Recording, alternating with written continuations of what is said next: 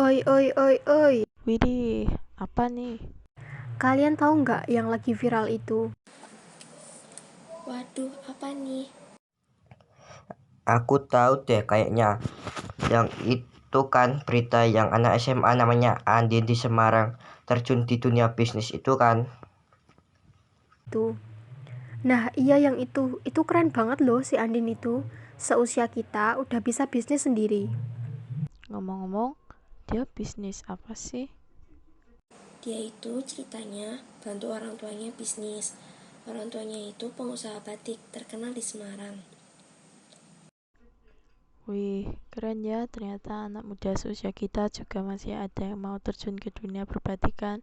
Dan juga dia tuh produksinya nggak cuma kain batiknya aja loh.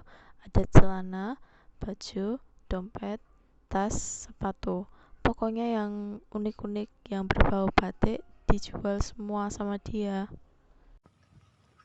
Bener-bener mantap sih kalau kayak gini, patut dilestarikan banget loh. Kalau bukan generasi kita, generasi siapa lagi yang mau nunjukin kalau kita itu kayak akan keragaman batiknya. Iya, bener. Ngomong-ngomong, batik yang dia jual itu batik Parang Asem loh. Ya, motifnya itu bentuknya mirip kayak pedang gitu. Bagus banget, aku aja suka liatnya. Tapi kalian tahu nggak sih, di balik keindahan batik Parangasem itu ternyata ada aturan pakainya loh. Pakai apa tuh? Iya, jadi dulu batik motif parang ini tuh biasanya dipakai sama para bangsawan atau raja. Makanya itu, batik parang ini maknanya sebagai penunjuk status sosial yang tinggi. Oh gitu.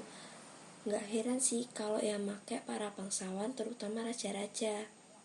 Iya, bener. Terus ternyata batik motif parang antara satu dengan yang lain itu beda loh.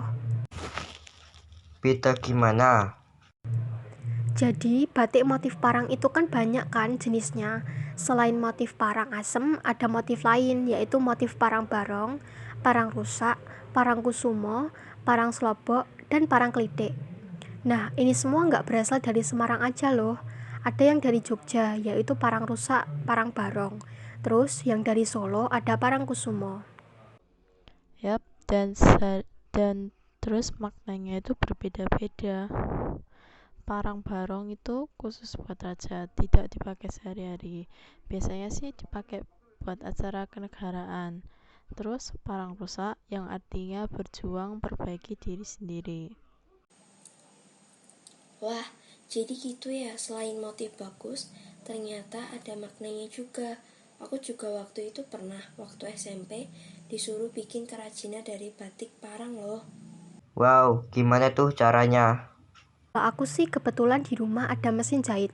Jadi ya udah deh aku bikin celana kulot dari kain batik parang itu. Pertama-tama, aku ukur panjang dan pinggang celananya sesuai dengan ukuranku. Habis itu, aku ambil kain batik parang itu dan ukur sesuai dengan ukuran tadi. Kalau udah, aku potong kainnya, terus aku jahit sesuai sama ukuranku. Dan selesai, jadi deh. Ih, keren tuh. Ya, keren banget. Aku pakai kalau iya, keren banget. Aku pakai kalau ada acara-acara yang pakai batik.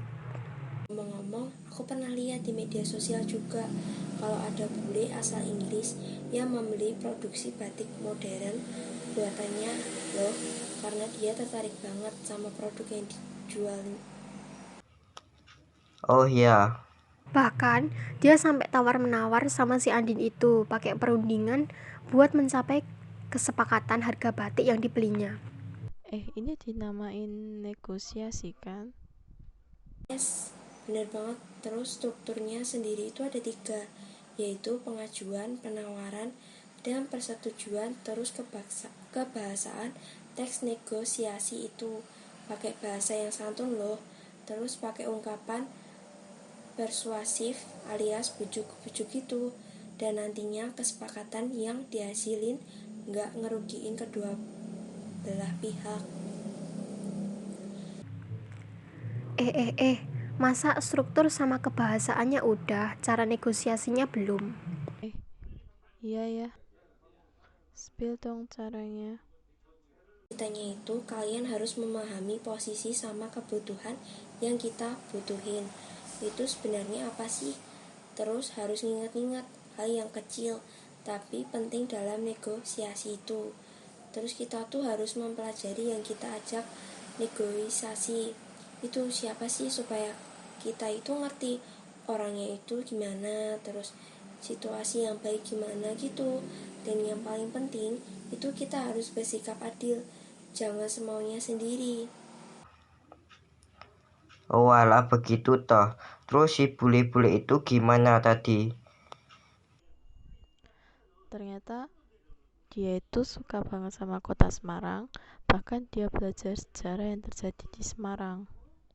Sejarah tentang pertempuran 5 hari di Semarang ya? Iya tuh, wah pasti pakai bahasa Inggris tuh. Iyalah, nih ceritanya aku kemarin diceritain, seru banget, asli. Walaupun udah tahu ceritanya, cuman kali ini beda karena pakai bahasa Inggris. Dengerin aja pokoknya. The Battle of Semarang. After the August 1945 surrender of Japan in the Pacific War, elite commander in Southeast Asia, Louis Mountbatten, following negotiation with a Japanese delegation, texted exiting Japanese forces in Southeast Asia to maintain law and order until Allied forces could arrive. By September 1945, many Japanese units in Java had disarmed, surrendering weapons and ammunition to Indonesia nationalists. The city of Semarang in central Java was also by then largely controlled by Indonesian authorities, informed the Badan Keamanan Rakyat or BKR, with the local Kenpetai having been largely disarmed. RAF Wing Commander T.S. Toole arrived in central Java on 18 September as part of a recovery Allied prisoners of war and Interp or RAPWI delegation, and conclude that Japanese cooperation was vital to repatriating Allied prisoners.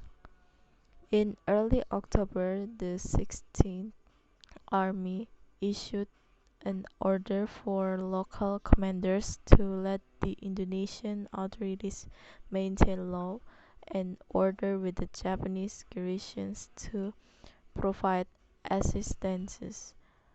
On the other hand, Indonesian authorities and the Pemuda want to acquire arms in anticipation of a Dutch return to Java.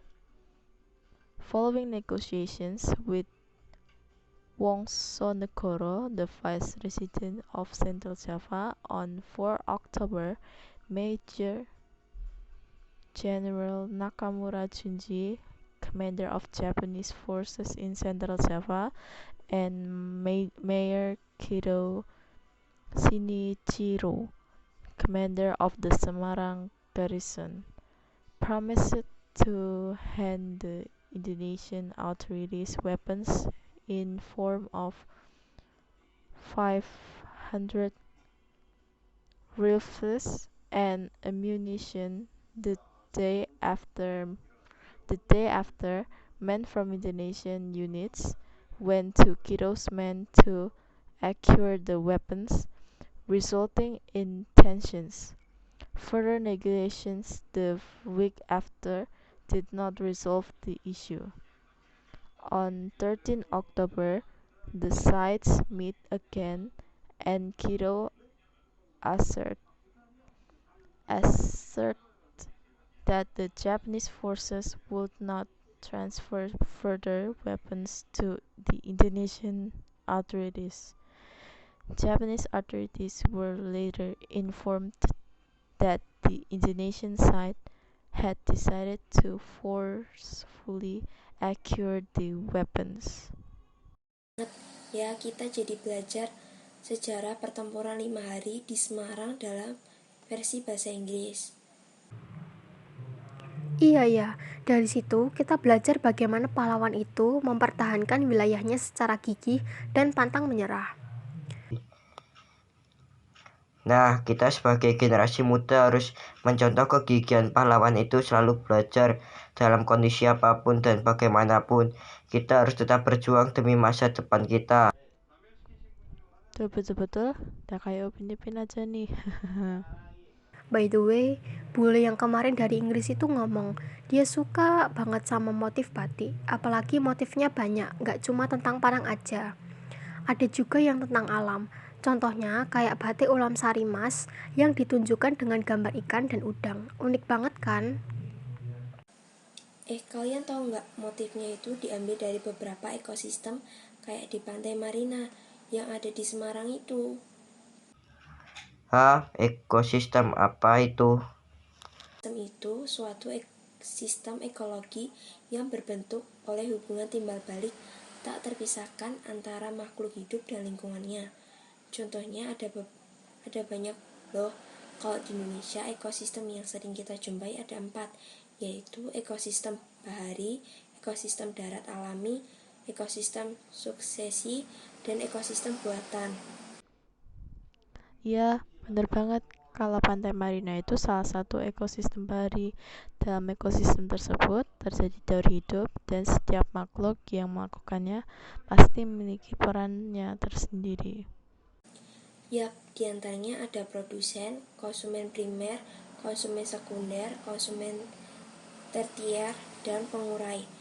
Kalau kita hubungkan dengan ekosistem tadi, parana produsen seperti fitoplankton, konsumen primer seperti udang, konsumen sekunder seperti ikan-ikan yang memakan udang, konsumen tertier seperti penguin, dan pengurai seperti paus pemaksa. Terus itu tuh termasuk ke dalam salah satu aspek Trigata loh. Pantai Marina ini merupakan salah satu kekayaan alam Indonesia yang hasil lautnya berlimpah dan memiliki pengaruh besar dalam hal perekonomian bagi kehidupan masyarakat Indonesia, terutama masyarakat di pesisir pantai ini.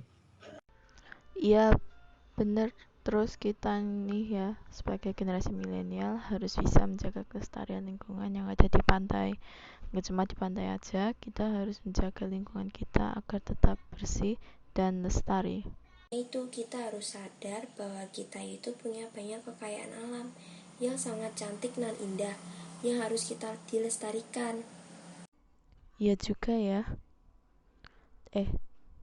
Tapi kalian tahu nggak, selain wisata alam, ternyata juga ada loh wisata lain yang menarik di Semarang yang menjadi salah satu ikonik yang paling digemari oleh wisatawan. Tahu dong Lawang Sewu kan? Ya, bener banget. Ngomong-ngomong, beruntung banget deh si bule itu. Kenapa? Katanya si Andin ngajak bule itu ke Lawang Sewu.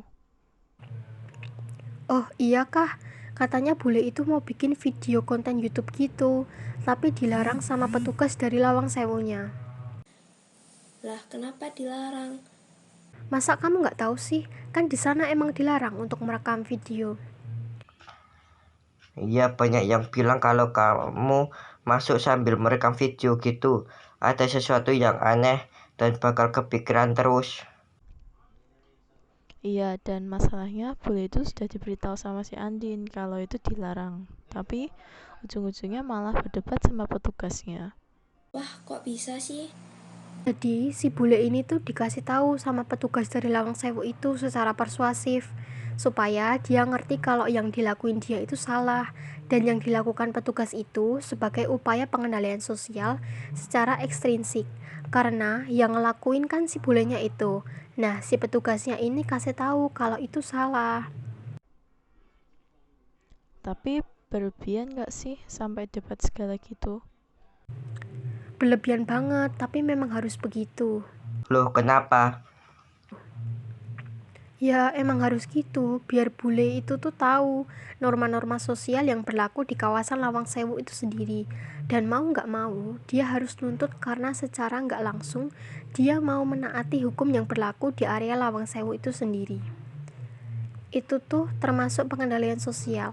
Jadi itu tuh semacam pengawasan dari suatu kelompok terhadap kelompok lain untuk mengarahkan peran-peran individu atau kelompok sebagai bagian dari masyarakat agar tercapai situasi kemasyarakatan sesuai dengan yang diharapkan. Ngomong-ngomong debat apaan sih? Baru dengar deh, biasanya mah berantem atau bertengkar. Jadi debat itu nemuin dua pendapat yang berbeda untuk menguji validalitas dan rasionalitas masing-masing gagasan. Terus itu biasanya dilakuin buat lomba-lomba gitu sih. Nah, unsur-unsur dari debat itu kayak gini. Ada mosi yaitu isu, permasalahan, hal, tema atau topik yang menjadi bahan debat. Lalu ada tim afirmatif, yaitu kelompok yang setuju dengan gagasan yang terdapat dalam mosi. Tim negatif yaitu kelompok lawan afirmasi, tidak setuju dengan gagasan yang terdapat dalam mosi. Terus ada juga loh tim netral, yaitu kelompok yang memberi dukungan untuk dua sisi, baik setuju maupun tidak setuju. Ada moderator juga, yaitu memandu atau orang yang memimpin jalannya debat. Dan terakhir ada notulen, yaitu orang yang menulis jalannya suatu debat dan mencatat kesimpulannya. Oh alah gitu, terus isinya apa aja sih debat itu? Jadi isinya itu ada pengantar, afirmasi, argumen, dan terakhir ada simpulan. Cara berdebat itu sendiri yaitu kita harus menguasai topik atau masalah, terus baca dan kuasai sebanyak mungkin data, fakta, literatur tentang topik yang diperdebatkan. Dan yang paling penting itu harus percaya diri, tenang, lantang, jangan terlihat gugup dan atau grogi.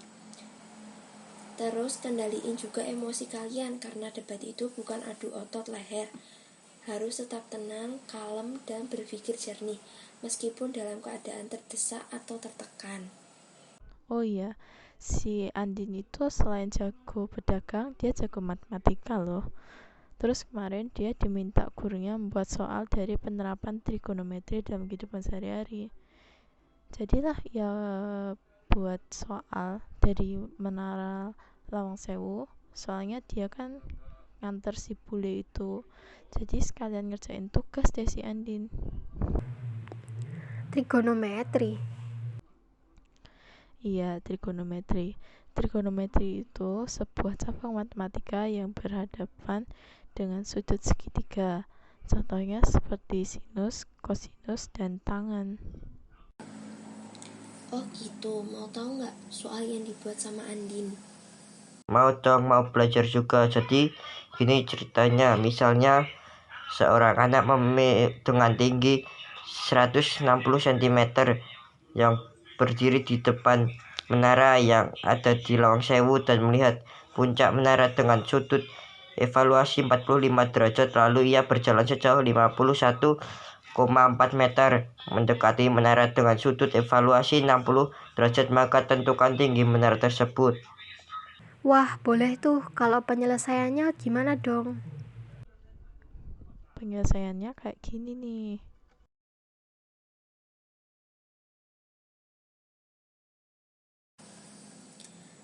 Wow, keren. Ngomong-ngomong, bullyingnya tadi itu kasihan loh. Memang kenapa? Dia itu selain ke Indonesia buat membeli batik, ternyata dia ingin menenangkan diri di sini. Loh, emang kenapa di negaranya? Itu ratunya bertindak semena-mena. Kacau lah pokoknya situasinya. Sama kayak zaman sekarang dong. Kok sama sih? Ya beda lah. Pak Jokowi kan nggak mungkin kayak begitu. Nah, kan kebiasaan orang ngomong langsung dipotong, nggak didengerin dulu. Hehehe. Iya, maaf. Lanjutin coba. Jadi maksudnya sama itu latar belakangnya dan situasi masyarakat. Kalau latar belakang dari figur pemimpinnya udah bagus, terus situasi masyarakat baik-baik aja ya, aman-aman aja kayak kita sekarang ini. Oh gitu ya, berarti sama dong kayak zaman Yesus dulu. Kan figur pemimpinnya kayak gitu, jadi masa depan bangsa jadi nggak terjamin. Yes, benar. Dan banyak muncul paham-paham yang berbeda-beda. Paham apa tuh? Jadi ini tuh adalah paham kerajaan Allah yang muncul akibat adanya situasi masyarakat yang terjadi di masa itu. Ada 3 kan ya, paham bersifat nasionalistis, paham bersifat apokaliptik, sama paham bersifat legalistik. Bedanya apa sih? Kalau paham bersifat nasionalistis itu diyakini oleh kaum Zelot atau sekelompok orang Israel atau Yahudi yang nggak suka kalau negaranya dijajah Romawi dan kaum kafir karena perihal agama. Harapan mereka dengan datangnya Mesias bisa membebaskan mereka dari penjajahan itu. Kalau paham bersifat apokaliptik itu diyakini oleh orang-orang yang menanti datangnya akhir zaman karena dunia yang sudah jahat ini dan akan diganti oleh dunia yang baru. Penghakiman itu akan dilaksanakan oleh Allah melalui utusannya, yaitu Sang Mesias sendiri. Kalau paham bersifat legalistik itu diyakini oleh para sekelompok orang Israel yang berkedudukan sebagai guru atau yang disebut sebagai rabi yang berpegang teguh kepada hukum Taurat yang selalu dilaksanakannya. Nah, terus Yesus sendiri juga mewartakan kerajaan Allah melalui banyak hal. Salah satunya melalui perumpamaan yang disabdakannya melalui Injil Matius yang terdapat dalam kitab suci. Begitu, thanks ya teman-teman ceritanya sharing, terus jadi banyak pengetahuan.